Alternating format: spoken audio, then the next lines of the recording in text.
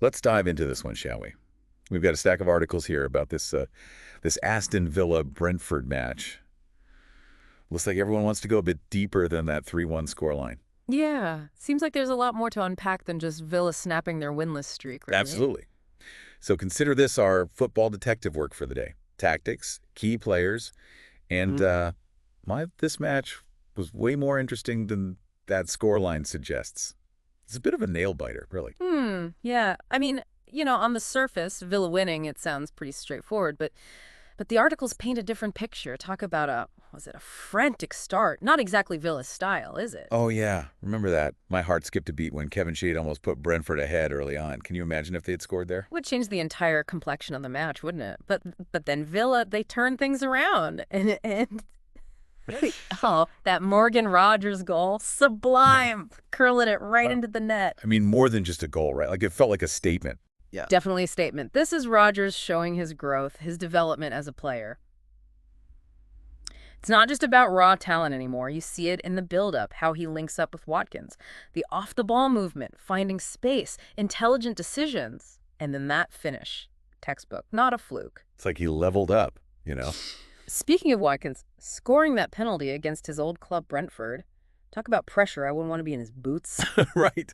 Facing your former team, it adds this whole other psychological layer, doesn't it? You want to prove yourself, but sometimes that can lead to overthinking. But Watkins seems to thrive on that kind of pressure.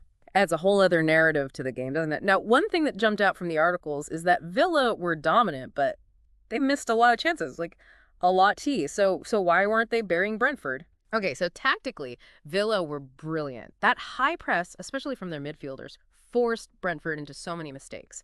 There's one moment, I think it was around the 23rd minute, one of Villa's midfielders, I can't recall the name right now, wins the ball high up the pitch, and it leads to this really dangerous attack. But the final touch, that clinical edge in front of goal, was missing. Remember Watkins' missed header in the 62nd minute? Agonizingly close. It just highlights that even with dominance, you need composure to finish those chances. And you need that killer instinct, right? Can't just create chances, got to put them away. Yeah. But even though Brentford were on the back foot, they did manage to pull one back with Damsgaard's goal. That goal, though, it exposed a slight vulnerability in Villa's defense. Brentford were dangerous on the counterattack, especially with their pacey forwards, and that's something Villa need to be aware of, moving forward, especially against teams who can exploit that space. So even with all that dominance, Villa weren't exactly cruising, were they? And then there were those, as the article put it, nervy late exchanges. Like Igor Thiago almost scoring for Brentford. Let's talk about tension. Oh man, late goals can change everything. If Brentford had scored there, the momentum swings completely in their favor. The pressure piles on Villa. So for Villa to hold on, it shows their mental strength, their resilience, and that's something they'll need throughout the season. Okay, let's wrap this up. What's the impact of this result for both teams? I mean, you mentioned Villa could climb the table, but they've got some tough matches coming up, don't they?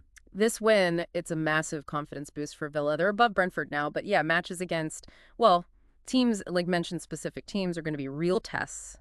Can they maintain this momentum? Can they replicate this performance against stronger opposition? That's what we need to see. It'll be a true test of their progress, for sure. And Brentford, well, their away form struggles continue. Never won a league match at Villa Park. Ouch. Brentford's away form is a bit of a puzzle. They play such attractive football, but on the road, something's just not clicking. To achieve their goals, they have to figure out this away form conundrum. Is it tactical? Psychological? Something else entirely? It's the million-dollar question for them. Big question for Brentford. Villa riding high, Brentford searching for answers. It's just another reminder of why the Premier League is so captivating. Dominance doesn't guarantee an easy win. Every single moment matters. Absolutely. And that brings us to a question for you, the listener. In a league this unpredictable, what do you think is the key ingredient for consistent success? Is it tactics, individual brilliance, mental toughness? What makes a team a true contender? Let us know your thoughts.